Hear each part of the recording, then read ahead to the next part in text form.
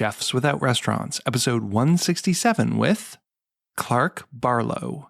The only thing that ever really made me nervous the first time that I ate it was I did a pokeberry juice, which is this wild berry. It grows pretty ubiquitously all over the South. And I read this recipe that said if you squeezed it, that all the toxins were contained in the seeds. So if you could press just the juice without breaking any of the seeds, then it was completely edible and maybe a really delicious ingredient. And turns out it was fascinating. It tasted kind of like a dark chocolate mixed with a blackberry. But I drank that juice, and that was the first time I was very nervous. And going back to your question of like, why would you do that? I don't necessarily look at the risks side of it, because I think the risk is so minimal if you're processing something correctly. And for me, being able to eat something that is truly unique, that maybe you're one of only a few people that's ever been able to eat it, it's just too much of something too exciting to pass up. This is the Chefs Without Restaurants podcast with your host, Chris Spear. Each week, I'll be speaking with food entrepreneurs and people in the culinary industry. If you're interested in learning more about our organization dedicated to helping people build and grow their food businesses, look us up on the web at chefswithoutrestaurants.com and .org, and on Facebook, Instagram, and Twitter at Chefs Without Restaurants. Now, enjoy the show.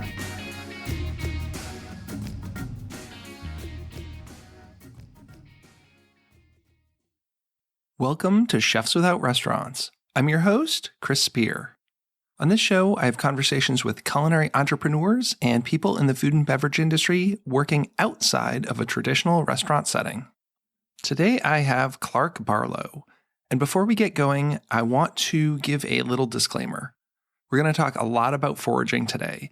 Clark's going to talk about cooking and eating some things that have some toxins in them. He talks about making a pokeberry juice. He also talks about some mushrooms that you have to cook to get the toxins out. He is a trained professional. I don't want you just going out there picking and cooking random things. This can be very dangerous. You could even die. So this is just my disclaimer to say, please, please, please make sure you know what you're doing. Okay. So Clark is a 7th generation North Carolinian who grew up hunting ginseng with his grandfather. He was formerly trained as a chef at my alma mater, Johnson & Wales University. After stages at the French Laundry and Bulli, followed by positions at Chez Pascal and Clyde's restaurant group, Clark refined his expertise for preparing and respecting ingredients. While chef-owner of Heirloom Restaurant in Charlotte, North Carolina from 2014 to 2019, Clark supported over 70 small businesses and producers throughout North Carolina while supplying the restaurant with only North Carolina-based ingredients. After selling Heirloom in December 2019 and moving to his new home in Oregon, Clark is carrying this vision forward as he works to increase knowledge about how to bring the beautiful work of Mother Nature to your table while respecting every potential part of each ingredient. On the show, we obviously discuss foraging. We also talk about cultivating mushrooms, transplanting ramps to the West Coast, and snail farming. Clark's currently attending law school, and we talk about how he might potentially combine those two fields, such as in an area like food and farming policy. And again, we do talk about cooking some interesting things like pokeberries. A couple episodes back, I released my What is a Chef episode with Clark, so if you haven't checked that out, please go back. I think it's 2 or 3 episodes back that way. And as always, I love to connect with my listeners, so find me on Instagram at Chefs Without Restaurants. And if you go to chefswithoutrestaurants.org, you'll find links to all of our most popular things, like the free Facebook group where we're helping other food entrepreneurs build and grow their businesses. You can sign up for our newsletter and enter your info into our database, which helps personal chefs, caterers, and food truck operators get more gig leads. And the show wouldn't be possible without our sponsors. So the episode will be coming up after a word from this week's sponsor, the United States Personal Chef Association. Over the past 30 years, the world of the personal chef has grown in importance to fulfill those dining needs. While the pandemic certainly upended the restaurant experience, it allowed personal chefs to close that dining gap. Central to all of that is the United States Personal Chef Association. Representing nearly 1,000 chefs around the U.S. and Canada, USPCA provides a strategic backbone to those chefs that includes liability insurance, training, communications, certification, and more. It's a reassurance to consumers that the chef coming into their home is prepared to offer them an experience with their meal. USPCA provides training to become a personal chef through our preparatory membership. Looking to showcase your products or services to our chefs and their clients? Partnership opportunities are available. Call Angela today at 1-800-995-2138, extension 705, or email her at aprather@uspca.com for membership and partner info. Hey, good morning. Welcome to the show. Thanks so much for coming on. Oh, thanks so much for having me. It's a real pleasure to speak with you. Yeah, I'm looking forward to talking to you. I think we're maybe going to dive into some foraging and wild food. I think our conversation will probably head in that direction a little bit. Well, that is my wheelhouse. So Yes. So let's kind of start with your culinary backstory. How did you get into food and cooking? Oh, yeah. So that was quite some time ago. I was in high school back in 2003, and my dad's friend opened a restaurant and needed a dishwasher. So I took the job as a dishwasher as a sophomore in high school and just was enamored by what was going on in the kitchen. The dish station was sort of close to the salad station, and so I could see what was going on there, and I just wanted to be involved in it. So I eventually worked my way up to sous chef at that restaurant that was Bud's Pub and Berkeley's Eatery.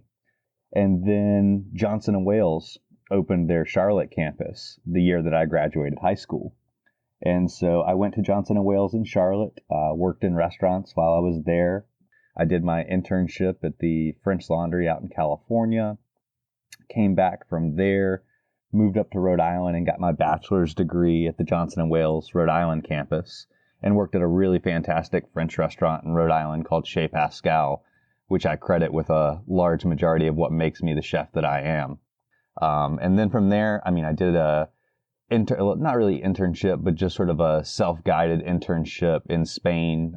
Worked at El Bulli for a little bit of time, which was a fantastic experience, and then came back to the States, worked in Washington, D.C. for a little while, spent a year in Bermuda, and then eventually came back to North Carolina to open the restaurant that I owned for 6 years, Heirloom.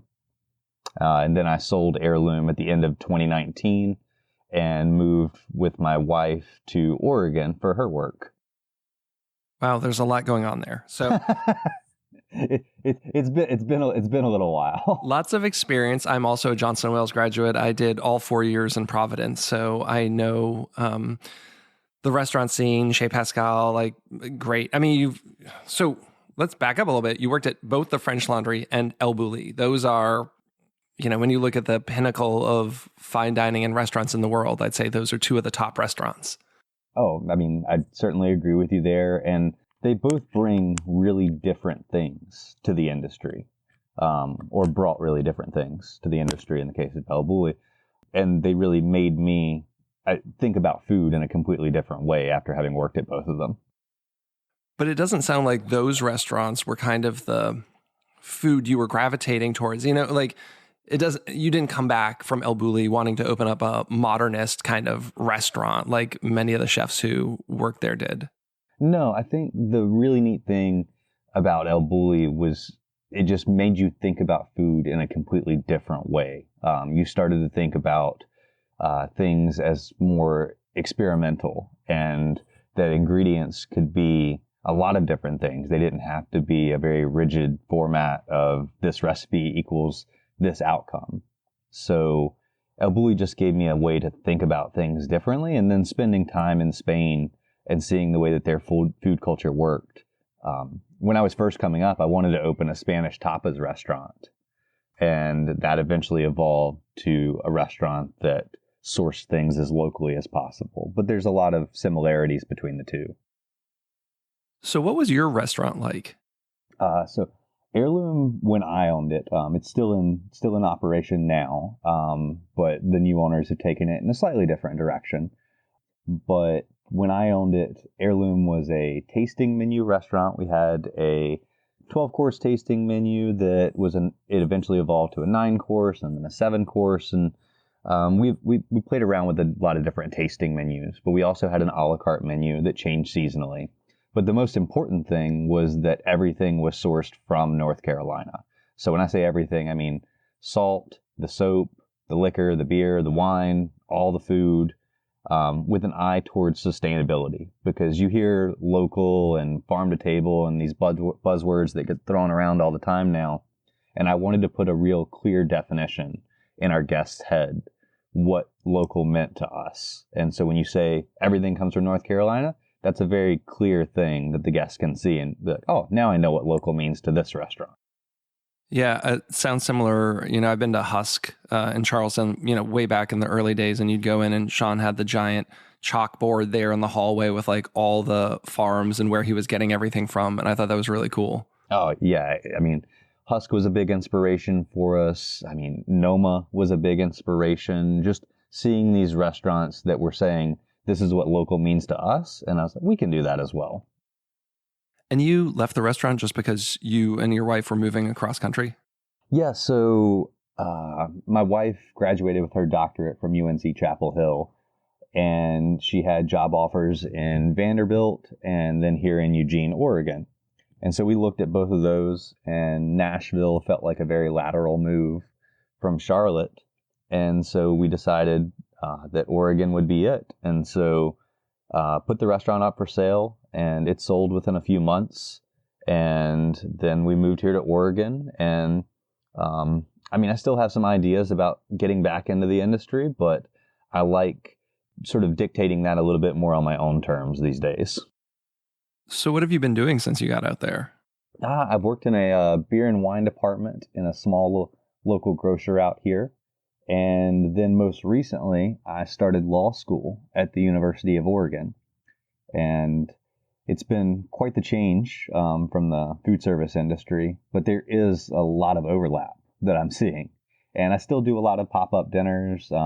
We have a very beautiful home that we live here in Oregon and can host up to 16 people for pop-up dinners. So I've been doing a lot of those just to keep my cooking chops up. You're the fourth guest I've had who has this law cooking connection. It's really interesting. I had one chef who was a lawyer and now he's opened a vegan restaurant in Rhode Island, actually. Oh, wow. And then one who's a lawyer but does pasta making classes on the side. And then one who was a lawyer who went and started cooking in restaurants, and now he's back to law doing like restaurant law. So it's really interesting. This wasn't a theme that I set out for, and I wouldn't have naturally thought that there would be like a whole bunch of people who kind of had this dual life of like chef and lawyer. I mean, it felt pretty bizarre to me when I decided to make the jump into the legal industry, but there is just a tremendous amount of overlap. When you hear the professors talk about the legal field, there's so many similarities.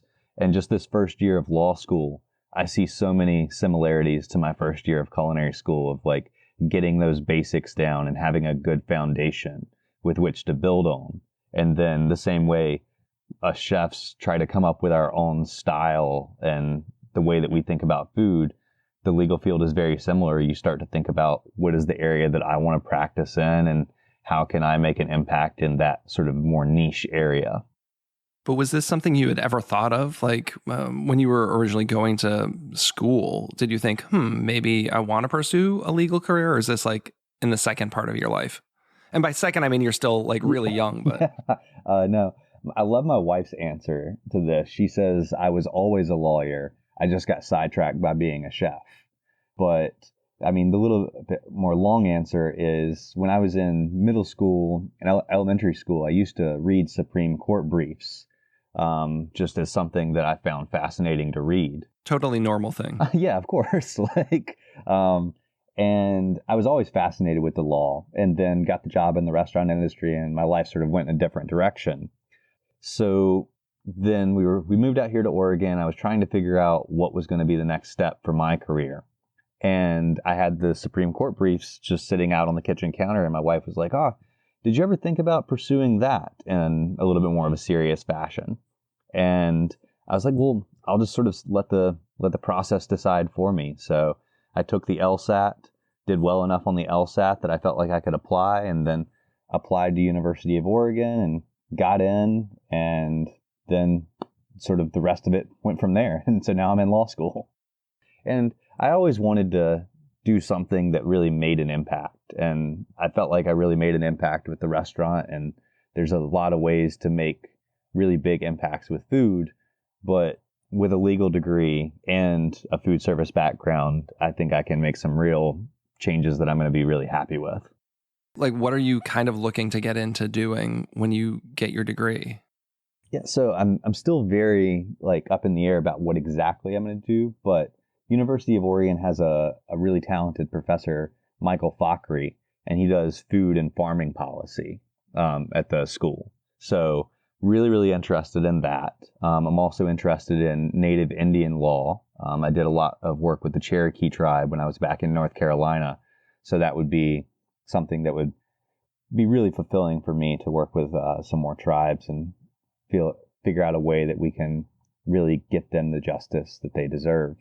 But then I'm also interested in contract law and helping out in the food service industry. So there's a lot of ways that I can take this. And thankfully, I don't have to make that decision until about a year or so from now. Well, I look forward to following up and seeing what you end up doing. Well, let's kind of go down the route of wild food and foraging. It sounds like you've always had this passion for, connection with food and the real local and sustainable. But how did that start? Because that seems like a whole thing that, you really have to learn and be careful with. So how did you start doing foraging and wild food? So it originally started with my grandfather. We would go fishing and we'd fish for a little bit, and then we'd be up in the mountains in North Carolina, and he's like, oh, like really, it's ginseng season. I'd love to go hunt ginseng. So I would go with him to hunt ginseng. And it's one of those things when you're a kid and you're hunting this really valuable plant, it feels like you're hunting treasure. And so I think that's what really drew me into it at first. And then when I was living in Washington, D.C., I foraged professionally for a couple of restaurants there while I was working for another restaurant group in the DC area. And then moving to Bermuda, I foraged for the restaurant there that I worked at. And then eventually it all culminated with opening Heirloom and getting as serious about it as I possibly could. That was where I really turned the mushroom foraging up a notch and would be foraging pounds and pounds of chanterelles, and then morel season would be around and we'd be foraging. I mean, it's just amazing the bounty of mushrooms and wild food in general that North Carolina has. So it all evolved over the course of owning the restaurant. I would do a lot of reading in my time off and reading old Appalachian recipes and figuring out dishes that they were doing and the ingredients that they would have to find and forage to do those dishes. And that was sort of how it all evolved. And I know some things, like there's some mushrooms that are poisonous or have toxins, but if you cook them properly, they're not. Is that right? Yeah, you're exactly right. Why would you even, why would you risk that? It just seems so funny. Like, aren't there enough delicious things out there that you don't have to even mess with that? And if I know you've kind of worked with some of them. Was it really scary the first time you tried cooking them? I don't think scary. Not with mushrooms. The only thing that ever really made me nervous the first time that I ate it was I did a pokeberry juice, which is this wild berry. It grows pretty ubiquitously all over the South. And I read this recipe that said if you squeezed it, that all the toxins were contained in the seeds. So if you could press just the juice without breaking any of the seeds, then it was completely edible and maybe a really delicious ingredient. And turns out it was fascinating. It tasted kind of like a dark chocolate mixed with a blackberry. But I drank that juice, and that was the first time I was very nervous. But mushrooms, there's such a great foundational history on how to process these mushrooms. Amanita muscaria is the first one that really comes to mind when we talk about taking a mushroom that is somewhat toxic or contains toxins and then processing it to make it edible. That's the mushroom. It's very iconic. It's the red cap and the white dots on it. It's the Mario mushroom. And you have a video, I think it's like a video story on your Instagram. I was watching that a couple days ago. Yeah, so it's very, I mean, it's a pretty simple processing. I actually reached out to my friend Jeremy Umansky. He's a chef in Cleveland. He owns the Larder Restaurant. Been on the show twice. Yeah, Jeremy's awesome. Like I knew you knew him, so that was Jeremy's just one of those people. I mean, in addition to being one of the nicest people that you could ever meet, he's also a wealth of knowledge when it comes to wild food, fermentation, like everything. So I reached out to him and he sort of gave me a quick little processing tip on it. And then I had found, I think, 15 pounds of them just driving along the road here in Oregon. So I really wanted to get them processed. So I've got them canned in a variety of different ways in our pantry here. So they're such a neat mushroom. And going back to your question of like, why would you do that? I don't necessarily look at the risks side of it, because I think the risk is so minimal if you're processing something correctly. And for me, being able to eat something that is truly unique, that maybe you're one of only a few people that's ever been able to eat it, it's just too much of something too exciting to pass up. It kind of reminds me of that Simpsons episode. You ever seen the one where he eats the blowfish and he's not sure if it was done right, and he spends the next 24 hours listening to the Bible because he thinks he's going to die? It's all like, I always think about fugu when I think about these mushrooms. So yeah, exactly. We don't have any more, but we used to have pokeberries growing on my property, and I've had this conversation with the kids, and then we were out foraging pawpaws last week, and we saw these pokeberries, and I was talking about this, and so they had that question for me. It's like, oh, well, it sounds like it's kind of risky to process these things. How delicious are they? I'd rather just eat like raspberries and blackberries that I know are going to be okay. And I was like, yeah, I kind of think I'd be in that same camp, because I read something similar, like people making jams and jellies out of them, but if you don't do it right, uh-oh. Yeah, exactly. The biggest thing is, like, again, not breaking those seeds, but it's such a cool, it all came from, I read a recipe for Appalachian poke punch, and they were juicing the poke and then adding it in and making this like punch out of it. And I couldn't not try it. I guess a lot of that's like availability. Like you probably didn't have a grocery store when you're up on that mountain there. Yeah, exactly.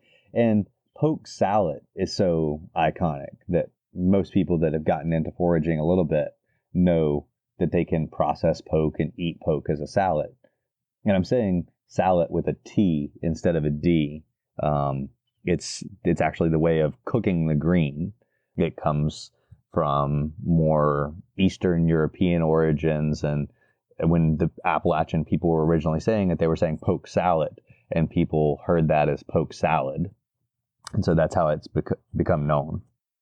Really interesting. This is stuff so I'm from the Boston area originally, and now I live in Maryland. So, I'm pushing down more towards the south, but my wife's family is from Virginia, and she has some relatives who are like from those areas. So I've been studying a little bit about those foodways, but still there's so much to learn and stuff that I feel like I'm never even going to get even into, and I'm just scratching the surface right now. Exactly. And that's the fantastic thing about the age that we live in, is there are so many fantastic resources about whatever area of food you're interested in. There's great resources on Appalachian cuisine. There's great resources on Spanish. There's just, whatever you want to learn about, there's a resource for it.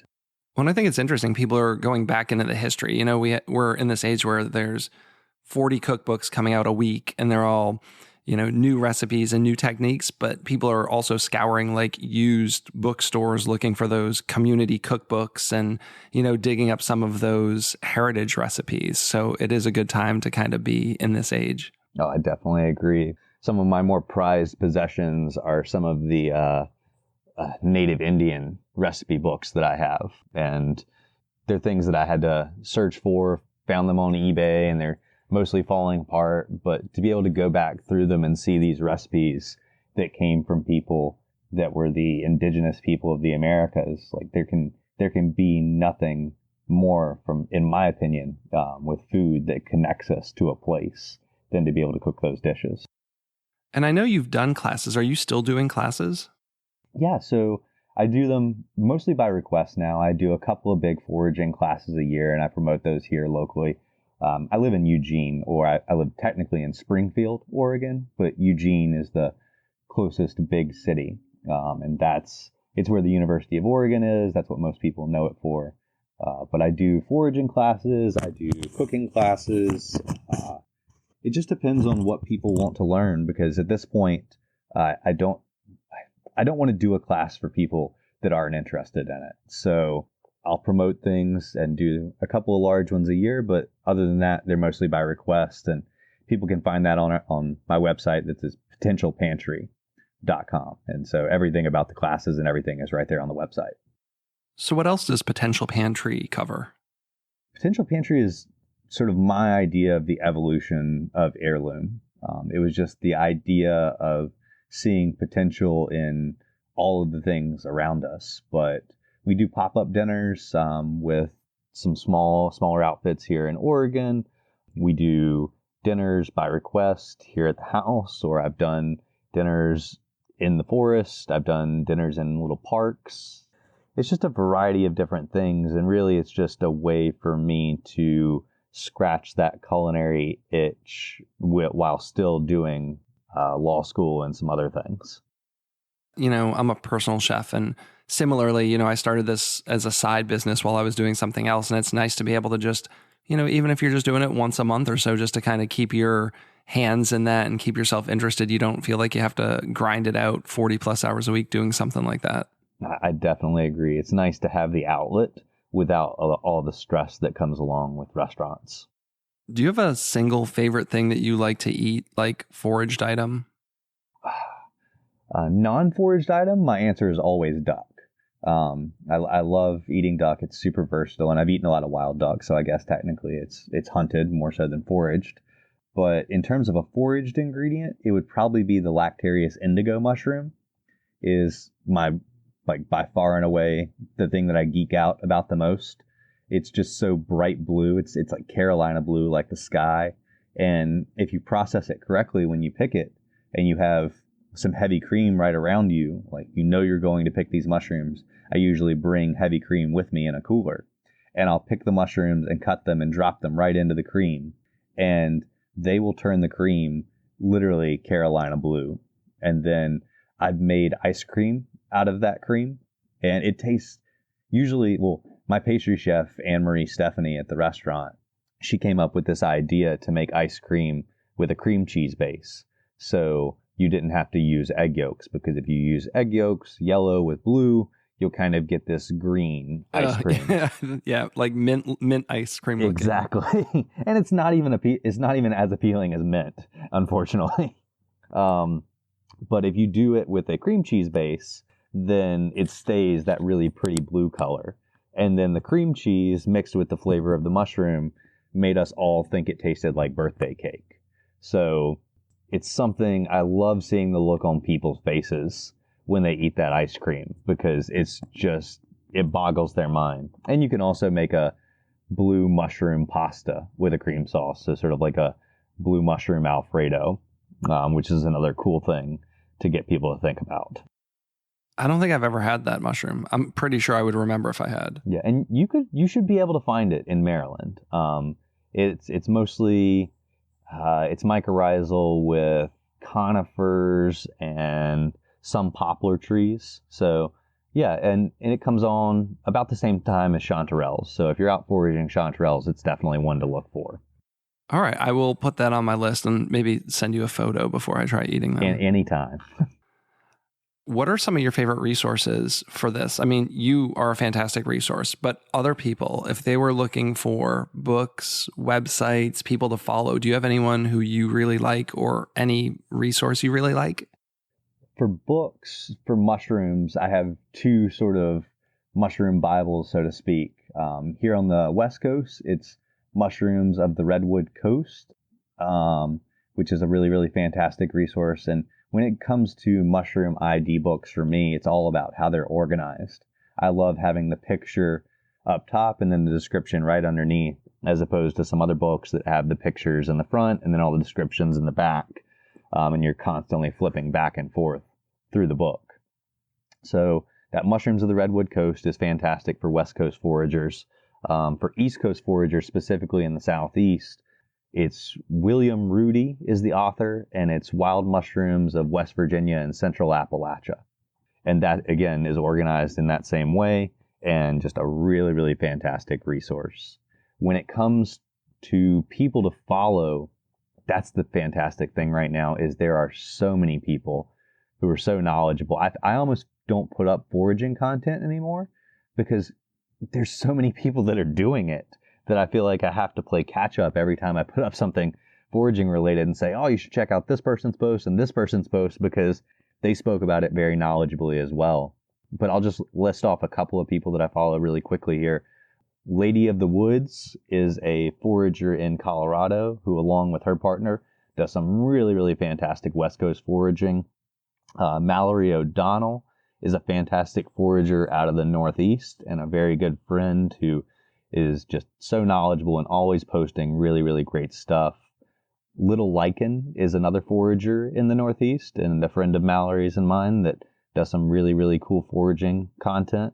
You have Black Forager, Alexis, and she's out of the sort of the more central region of the United States. And honestly, she's putting up some of the most innovative content of anybody right now and just really, really, really cool stuff.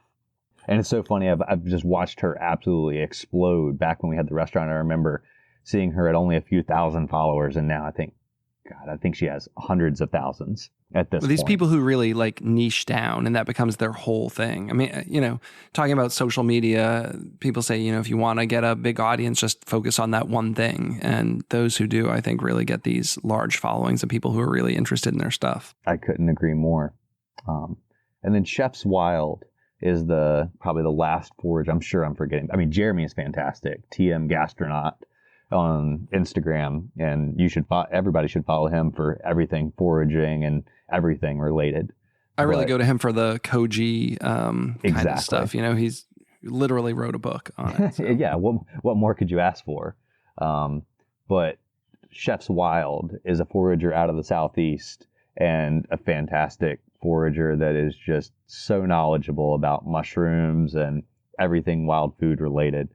They do a lot of hunting as well.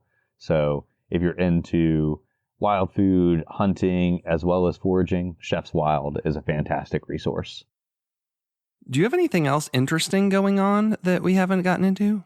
I mean, I'm always up to a variety of interesting things. Here on our property, we live on 8 acres here in Oregon, and we've been sort of developing the property in as natural a way as we possibly can. We cleared about half an acre and we garden that. I come from a pretty agricultural background in North Carolina, so it's been really interesting for me to grow a lot of these heirloom varieties. We actually have garlic that's been growing on my family's property in North Carolina for over 200 years.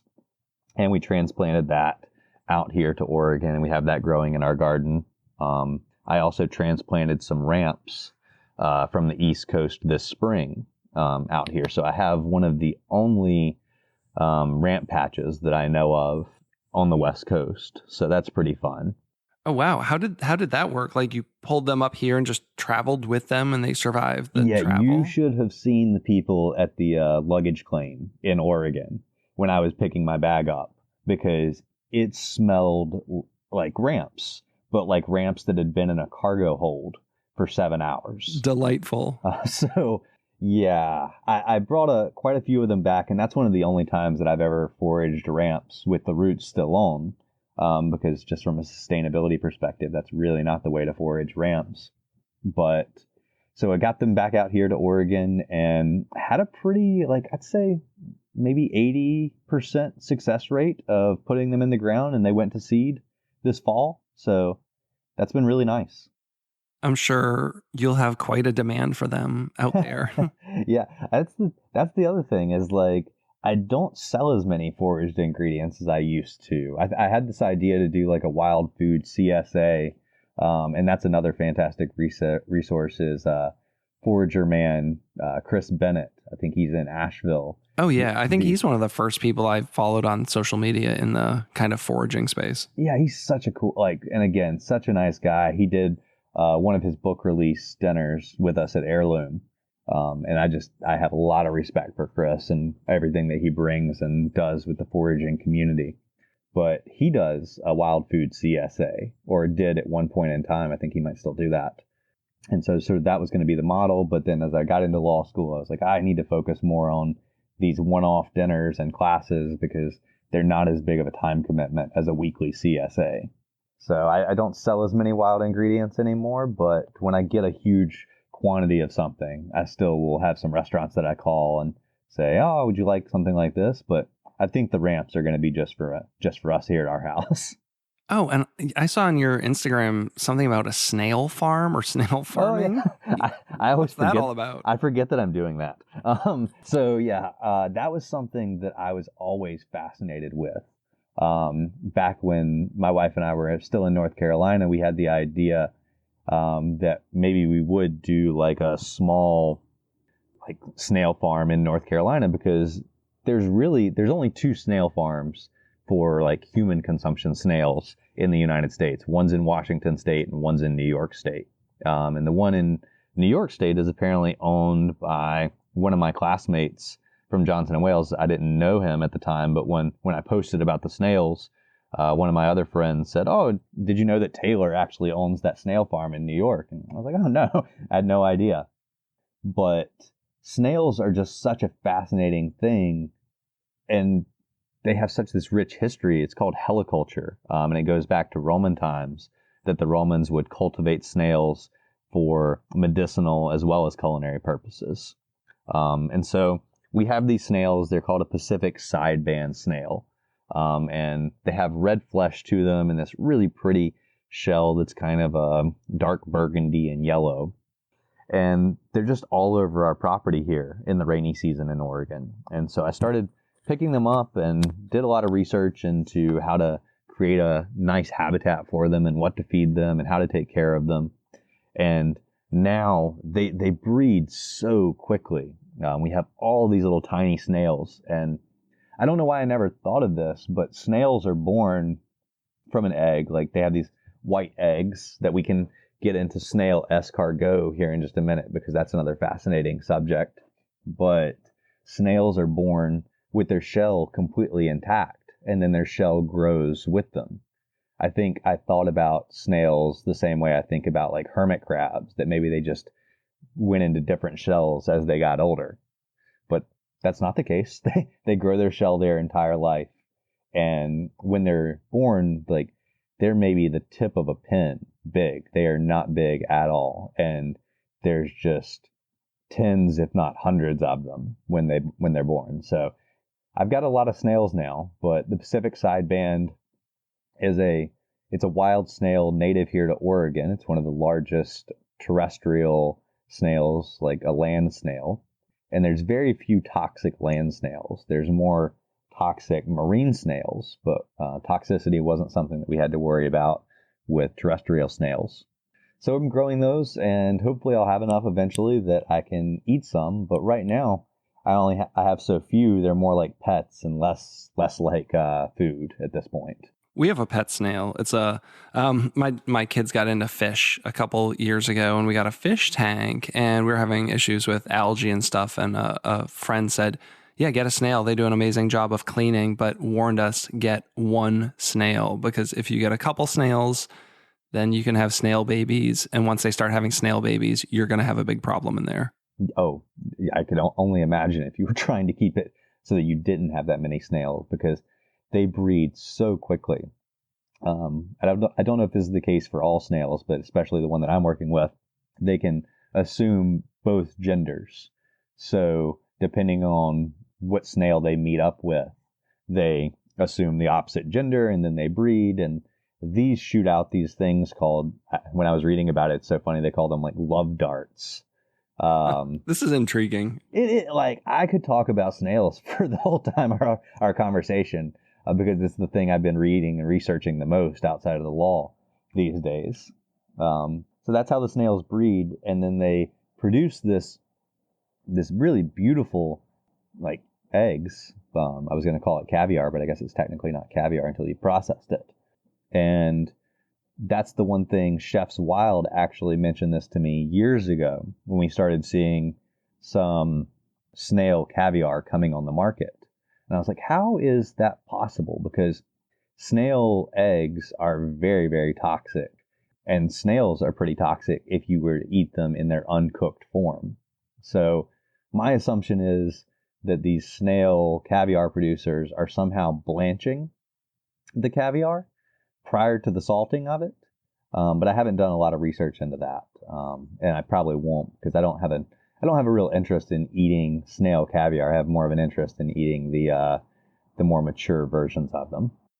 These are all things I have no knowledge of and never even gave thought to. I mean, I've had caviar before, but just would never have even thought about eating snail eggs or how you got snails for, I guess it's kind of like we're also looking now at edible insects and stuff. And, now that there are like cricket farms and things of that nature. Absolutely. And when it comes from a sustainability perspective, whether it's insects or snails or rabbits or goats, like those are some of the most sustainable sources of protein that we know of.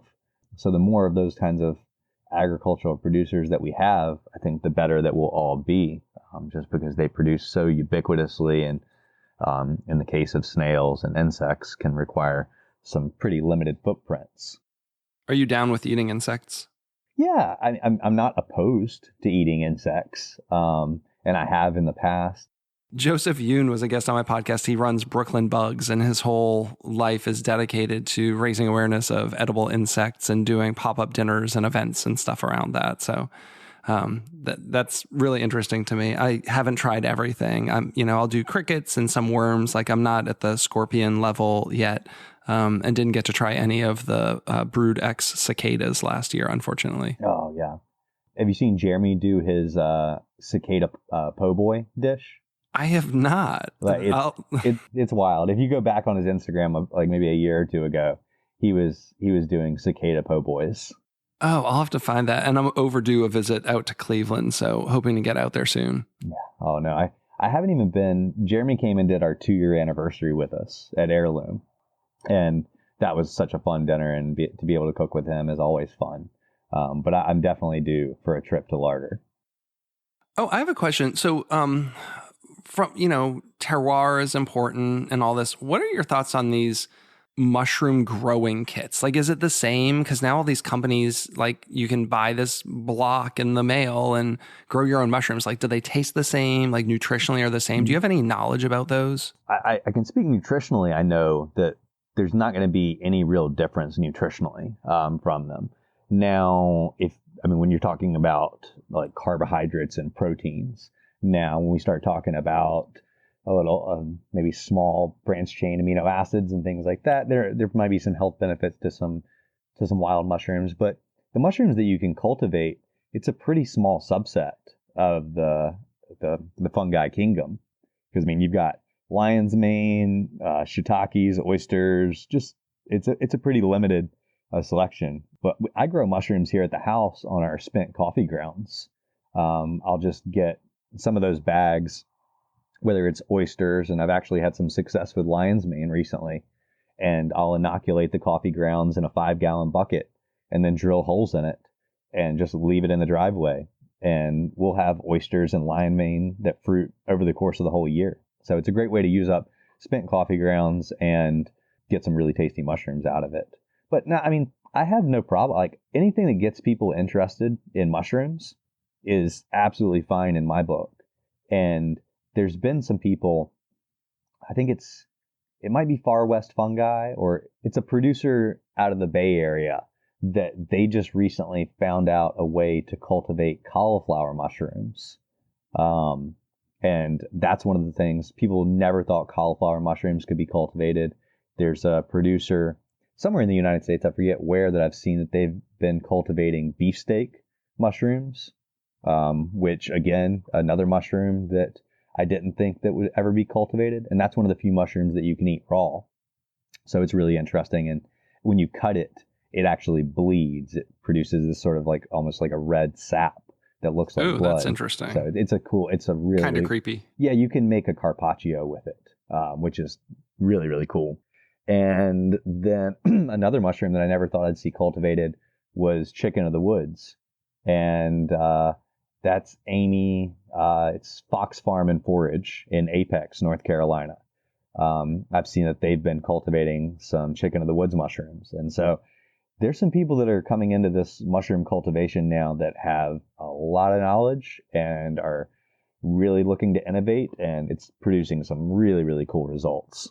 It's just one of those things, like when you have to wait seasonally for these mushrooms, whether it's beefsteak or cauliflower or chicken, it's such a waiting game. You wait all year for it. And even if there might be a little bit of a culinary dip, that it might not taste as amazing as the wild mushroom, and who knows whether that's a placebo effect, that because you foraged it, it tastes better. But being able to get these mushrooms year round, like cauliflower mushrooms, you can do such cool dishes with those because they look just like egg noodles. And so you can do like gluten-free pastas with these cauliflower mushrooms that just taste awesome. So it's nice to have the year-round aspect to them.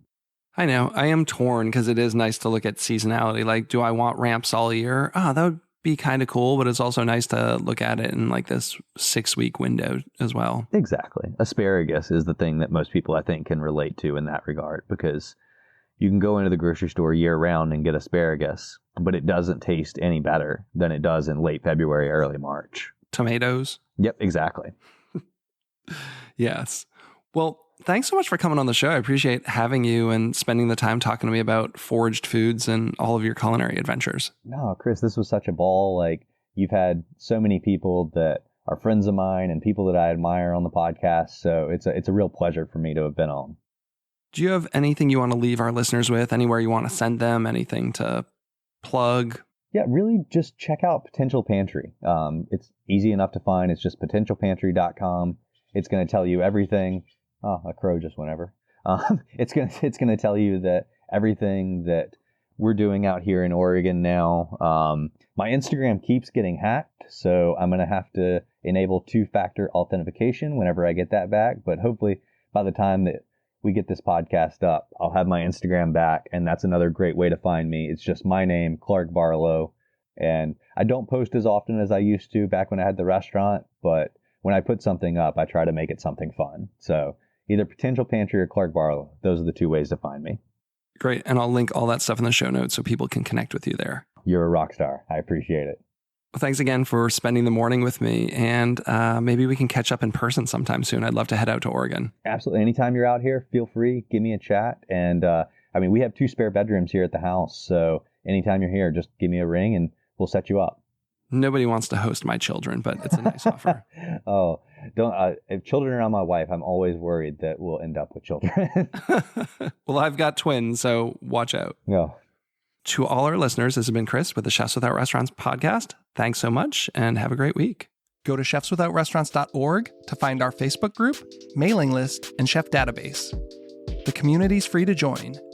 You'll get gig opportunities, advice on building and growing your business, and you'll never miss an episode of our podcast. Have a great week.